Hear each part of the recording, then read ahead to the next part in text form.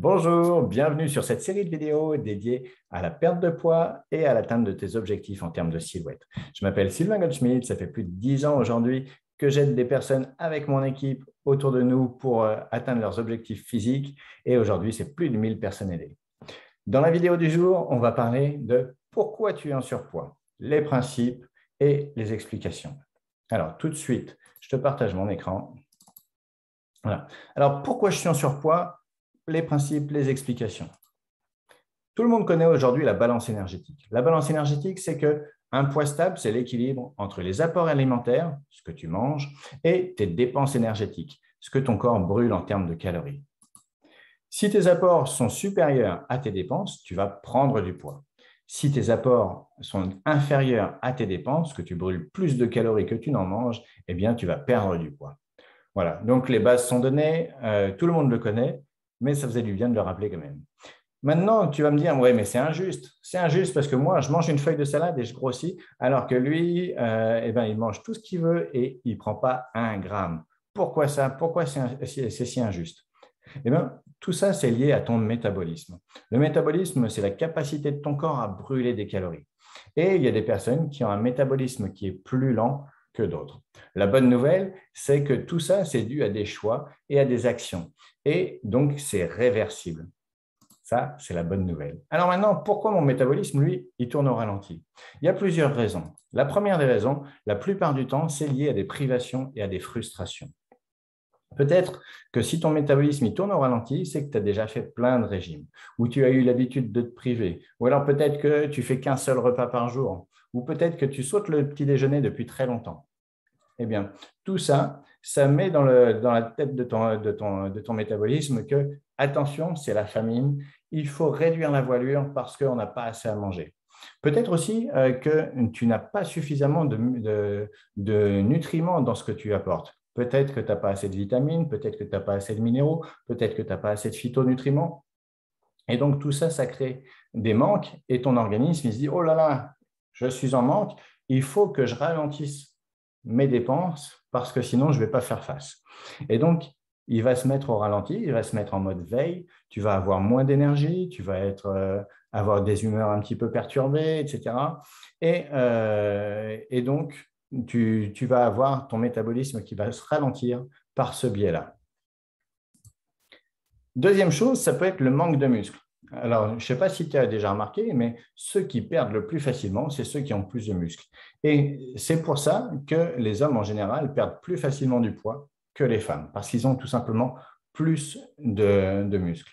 Et c'est un petit peu comme une voiture. Plus ton moteur est gros, plus tu vas consommer d'essence. Et bien là, c'est la même chose. Plus tu as de muscles et plus tu brûles de calories, même au repos, même en dormant. C'est pour ça que les hommes, généralement, perdent plus de poids que les femmes. Et ensuite, il y a les hormones. Donc voilà, ça, c'est vraiment le troisième facteur. Il y a beaucoup de personnes qui ont un système hormonal qui est complètement déréglé. Et tout ça, c'est lié au choix qu'on a fait avant et à la qualité des nutriments que vous allez manger. Alors, la première des hormones qui intervient dans le contrôle du poids, c'est la leptine. La leptine, c'est l'hormone de la satiété qui dit c'est bon, j'ai assez mangé. Eh bien, cette hormone, plus on fait des régimes et plus elle est perturbée. Et du coup, on a moins cette sensation de satiété. Et plus on a de frustration et plus on a fait de régime, et plus on va avoir tendance à manger même sans avoir faim. On va grignoter juste parce qu'on passe devant la cuisine ou quand on s'ennuie aussi. Et on va manger sans avoir cette sensation de satiété. Et ça, donc ça perdure même quand on n'est plus en période de régime. Donc ça, c'est vraiment important à réguler. Ensuite, il y a la gréline. C'est l'horloge interne. C'est celle qui te dit, voilà, c'est l'heure de manger. Celle-là aussi, plus tu fais de régime et plus elle est perturbée. Je ne sais pas si tu as déjà fait le rapprochement, mais des fois, juste le fait de se dire, je vais me mettre au régime, tout de suite, on a déjà faim. On n'a pas encore commencé à changer son alimentation que déjà, on a envie de tout dévaster dans la cuisine. Donc ça, c'est avec la gréline. Ensuite, il y a le cortisol. Le cortisol, c'est l'hormone du stress. C'est l'hormone qui est responsable de ton humeur, de ta concentration, qui va entraîner aussi, plus tu en as, plus tu vas avoir de problèmes d'immunité, c'est-à-dire que tu vas tomber plus facilement malade, tu vas avoir des hausses de tension, du cholestérol, des maladies cardiovasculaires, des AVC, des crises cardiaques, voilà. Donc, c'est vraiment, plus tu as de cortisol et moins c'est bon. C'est lié aussi à ton sommeil, le cortisol. Si tu dors mal, si tu récupères mal, eh bien, tu vas avoir plus de cortisol. Ça peut être lié au sport aussi. Si tu maltraites ton corps, si tu es en surentraînement, tu vas déclencher du cortisol aussi.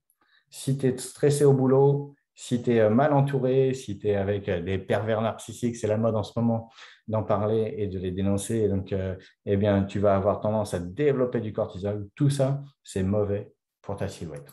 Enfin, la dernière hormone qui est importante dans la gestion de ton métabolisme, c'est l'insuline. L'insuline qui régule le taux de sucre dans ton sang. C'est ce qu'on appelle la glycémie. Et il y a des personnes qui vont avoir une réaction démesurée par rapport au sucre qui arrive dans le sang. Et quand il y a de l'insuline qui arrive pour réduire le taux de sucre dans le sang, eh bien le sucre, il est transformé immédiatement en graisse et donc en réserve.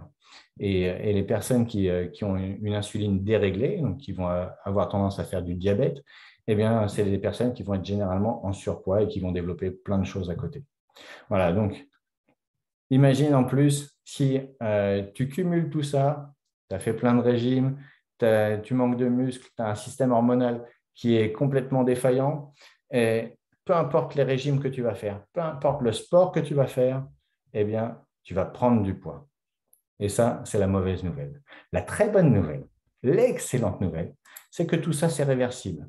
On va pouvoir rééquilibrer ton système hormonal, on va pouvoir booster ton métabolisme, et tout ça avec des méthodes qui sont simples, sans faire du sport à outrance, sans révolutionner tout le schmilblick, et on va faire ensemble de ton corps une usine à brûler du gras.